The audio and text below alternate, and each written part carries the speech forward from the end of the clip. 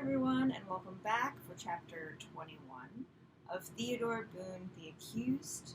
I am Kit. I work at Dr. Evarts Library in Athens, New York, and I will be reading today. Chapter 21.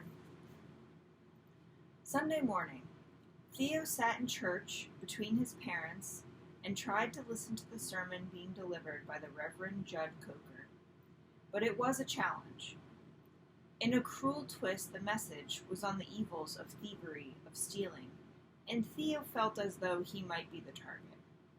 He had caught a few stares before the service began and almost bolted from the sanctuary when Mrs. Phyllis Thornberry happened by their pew and let it slip that they were praying for Theo. Mrs. Thornberry was an ancient member of the church and a terrible gossip, and Theo's parents somehow resisted the urge to inform her that Theo was fine. Save your prayers for those who are truly in need. Theo liked Reverend Coker because he was young and energetic, and his sermons were sprinkled with humor and mercifully short. The old dude before him, Pastor Pat, as he was known, had led the church for 30 years and was an awful preacher, in Theo's opinion. His sermons were long and dull and could force even the most devout worshiper into a near coma-like trance in a matter of minutes. Coker, though, knew the art of the short sermon, and so far in his brief ministry at the church, he had been well received. The point of his sermon was that there are various ways in which we steal, and all of them are wrong in God's eyes. The eighth commandment proclaimed by Moses was, "Thou shalt not steal," which of course means it is wrong to take something that belongs to another person. Coker was expanding on this, though, to include other forms of theft. Stealing time away from God, family, friends. Stealing the gift of good health by pursuing bad habits. Stealing from the future by missing opportunities in the present, and so on. It was pretty confusing.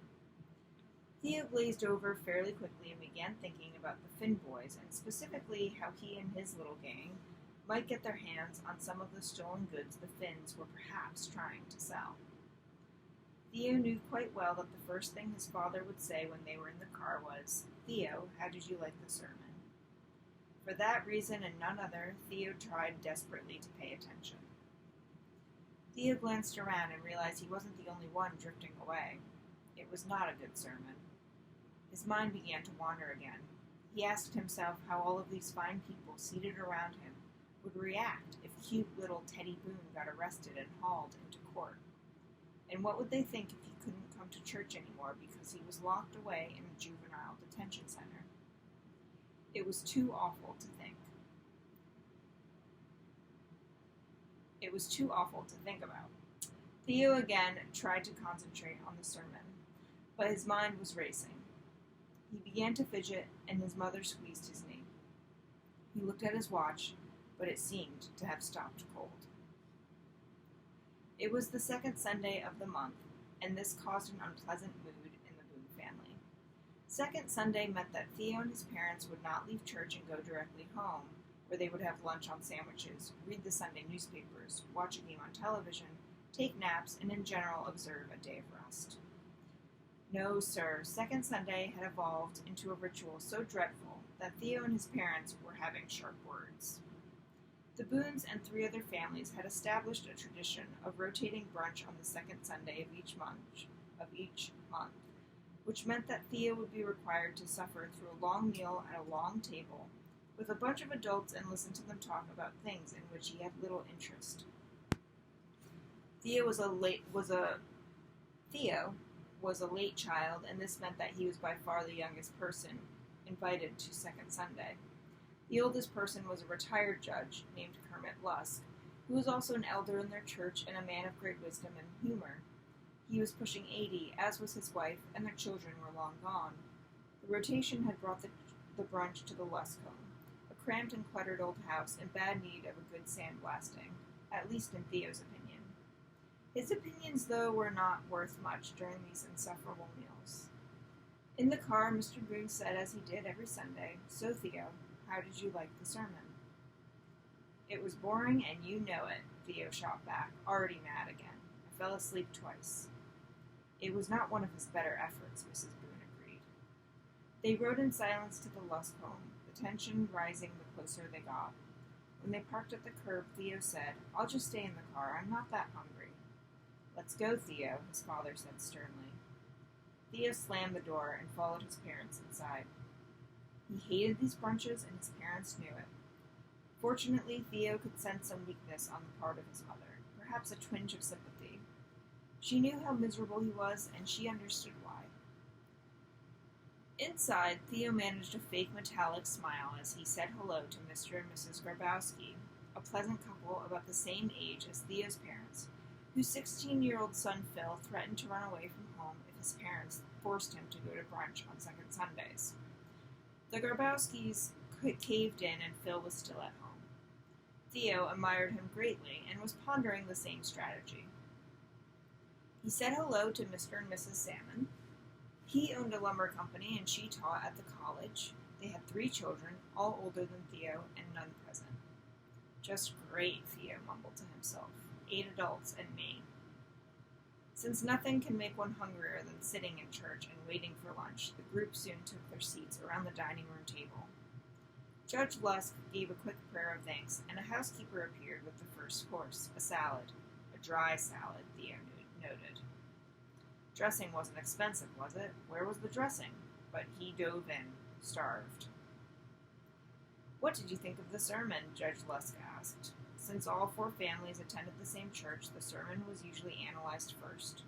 Great, thought Theo. Bad enough to suffer through it live and in color, now I get tortured again. Regardless of how bad a sermon might have been, no one over brunch ever suggested that it was anything short of brilliant. Even Pastor Pat had received rave reviews, though there had been some remarks like, perhaps he could have shaved off 15 minutes. The second course was baked chicken and gravy, and it was delicious. Theo, using perfect table manners because his mother was always watching, dug in and ate like a refugee. In her old age, Mrs. Lusk had stopped cooking, and this had been well received. Her housekeeper was an excellent cook. The Grabowskis would host the next second Sunday, then the Boones. Theo's mother made no pretense of preparing a fine meal, and always had it catered by a Turkish woman who fixed amazing dishes. Much to Theo's delight, the conversation turned to Pete Duffy and his adventures of the past week. This sparked lively comments around the table, as everyone wanted to rush in with their opinions and reports of the latest rumors. The verdict was unanimous. Everyone was convinced Duffy had murdered his wife, and his flight from justice was further proof of his guilt. Mr. Salmon claimed to know Pete well and was of the opinion that he had stashed away plenty of cash and would probably never be found. Judge Lusk disagreed and argued that Duffy's close call at the airport in Chicago was proof that he would make another mistake sooner or later. Theo ate in silence and listened with interest. The conversation was usually about politics and what was happening in Washington, but this was far more interesting. Then he had a miserable thought. Would these people one day soon be talking about him? Had any of these people ever been charged with a crime? He had serious doubts about that. Were the Boones and their son already the topic of hushed conversations behind their backs? He cleaned his plate and waited on dessert. What he was really waiting on was 2 o'clock, the magic moment when it was time to go. Late Sunday afternoon, Theo rode his bike across town and met April at an ice cream parlor near Stratton College. April got a frozen yogurt and Theo got his favorite, chocolate gelato covered in crushed Oreos, and they found a booth away from other customers.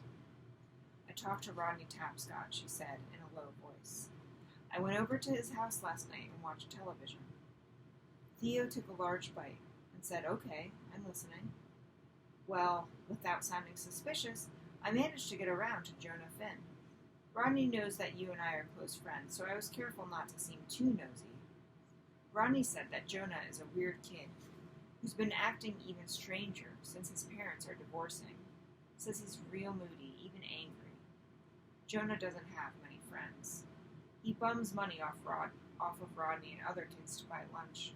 His grades are getting worse. The kid's a wreck." He said that one day they were talking, and Jonah said something about how much he dislikes your mother. I asked him why was that. Rodney said it's because their father blames your mother for most of their problems, Said that she's trying to make Jonah and his brother live with their mother, and they really don't want to. I kind of figured that, Theo said, glancing around.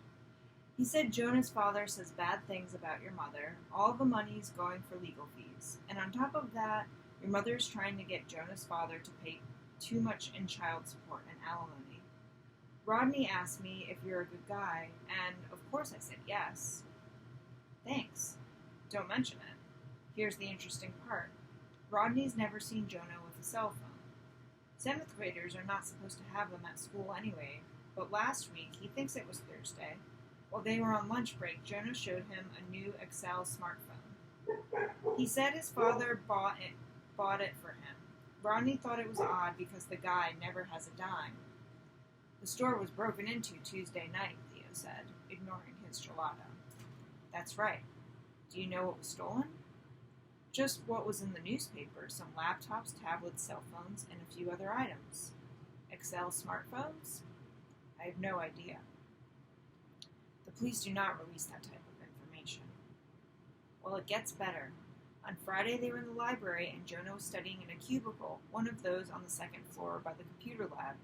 He was at a desk, all hunched over, as if he was trying to hide something, whatever he was doing. Rodney saw him, and was curious. He managed to ease behind him, and he saw Jonah playing a video game on an 8-inch screen tablet. The Lynx 04 has an 8-inch screen. Exactly, and there's no way Jonah can afford one. Theo took a small bite but could taste nothing. We have to get that tablet, somehow. Any ideas? No, not right now. Do you think Rodney would help? I doubt it. He's not the type of kid who will rat out a friend. He likes Jonah, says he's strange and all, but he also feels sorry for the kid. I didn't seem too interested in all of this because I didn't want to appear too eager. This is really good stuff, April. Can't you just go to the police and tell them? Maybe. I don't know. Let me think about it. They discussed various plans, none of which seemed to work, and as they were leaving, Theo thanked her again. April said she would do anything to help, legal or otherwise. Theo headed home, but suddenly changed direction and went to see Ike. And that is it for Chapter 21. And Chapter 22 will be up tomorrow. Thanks for joining.